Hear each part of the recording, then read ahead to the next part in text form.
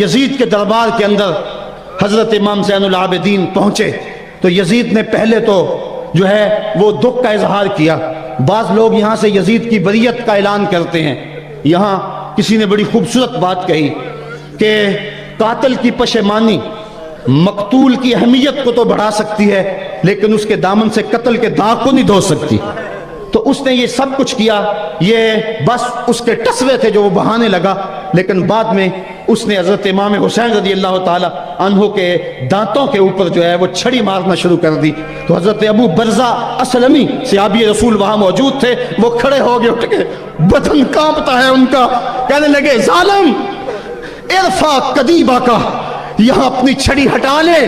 میں نے اپنی ان آنکھوں سے دیکھا ہے کہ کان رسول اللہ صلی اللہ علیہ وسلم یلسمہ، حضور نے ان ہونٹوں کو خود چوما ہے. تو یہ کہہ کہ آپ دربار سے نکل گئے اور روتے تھے اور آپ کے بدن پہ کپ کی بتاری تھی. بعد میں یزید نے کہا حضرت غلطی ہو گئی اور یہ میں نہیں چاہتا تھا، بتائیں آپ کی کوئی شرط ہو. تو آپ نے فرمایا میری 4 باتیں مان لو. ان 4 باتوں میں ایک بات یہ تھی کہ سرے حسین اور سرے شہیداں ہمارے سپرد کر دو تاکہ ہم کربلا جا کے ان کی تدفین کر سکیں. دوسری یہ تھا کہ ہمیں مدینہ حفاظت سے پہنچا دو. تیسری شرط یہ تھی کہ مجھے جو ہے وہ جمعے کا خطبہ دینے کی اجازت دو آج دمشق جامع مسجد کے اندر.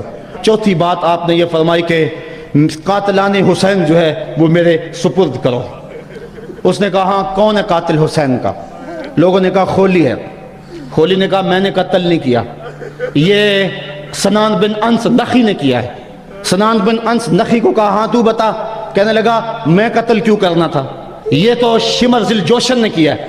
شمر ذی الجوشن کو کہا تو بتا. کہنے لگا میں نے قتل نہیں کیا، میرا کون سا حسین نے کچھ بگاڑا تھا، قتل اس نے کیا ہے جس کی حکومت کو خطرہ تھا. تو یہ ہے وہ ہے قاتل حسین کا. اب یزید کہنے لگا تمہاری یہ شرط تو میں پوری نہیں کر سکتا، یہ بات تو پوری نہیں کر سکتا، اب خطبہ دے لو. اب حضرت امام زین العابدین خطبہ دینے کے لیے کھڑے ہوئے. خطابت تو اس گھر کی لونڈی ہے، جب یہ بولتے ہیں تو حکمت کے موتی دولتے ہیں. جو ہی امام زین العابدین کھڑے ہوئے، 14 سال عمر ہے اور دمشق کی جامع مسجد ہے. یزید بھی بیٹھا تھا، یعنی سلطنت بھی تھے، عوام کا بھی ہجوم تھا. جب آپ نے خطبہ شروع کیا لوگ زار و قطع رونے لگے اور آپ نے اہل بیت کے مناقب جب لوگوں کے سامنے رکھے تو یزید گھبرا گیا کہ کہیں لوگ میرے گریبان تک نہ پہنچے. اس نے مؤذن کو اشارہ کیا جلدی جلدی اذان پڑھو.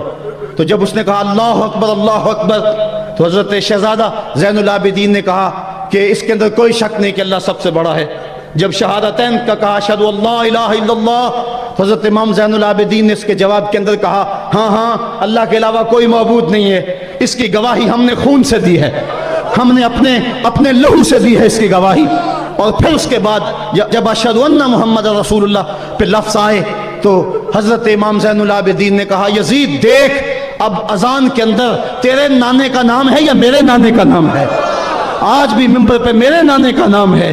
تو یزید مر گیا، اس کا نام مر گیا، اس کا تشخص مر گیا. حسین کل بھی زندہ تھا، حسین آج بھی زندہ ہے. حسین کربلا کے تپتے ہوئے ریگزار میں بھی زندہ تھا، کوفے کے بازار میں بھی زندہ تھا اور دمشق کی جامع مسجد میں بھی زندہ تھا، مدینے میں بھی زندہ، مکے میں بھی زندہ، کابل میں بھی زندہ، کندھار میں بھی زندہ، قلعہ جنگی میں بھی زندہ، تورا بورا میں بھی زندہ، موصل میں بھی زندہ، بغداد میں بھی زندہ، غزہ کی پٹی میں بھی زندہ، فلسطین میں بھی زندہ. آج حسین کی زندگی اور حسین کا باقپن دنیا کو بتا رہا ہے، بش کو بتا رہا ہے تیرے منہ پہ تماچا حسین مارے گا. زمانہ بتائے گا کہ حسین کل بھی زندہ تھا، حسین آج بھی زندہ ہے. حسین کی فکر لے کے اٹھو اور پوری دنیا پہ چھا جاؤ اور زمانے کو بتاؤ کہ ہم حسین ابن علی کے سپاہی ہیں.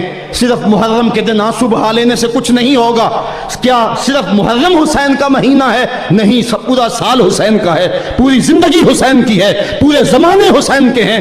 یہ صرف عاشور کا دن یا عاشور کی شب ہی حسین کی نہیں، سارے زمانے حسین کے ہیں. کل بھی حسین کا تھا، آج بھی حسین کا ہے، کل بھی حسین کا ہوگا.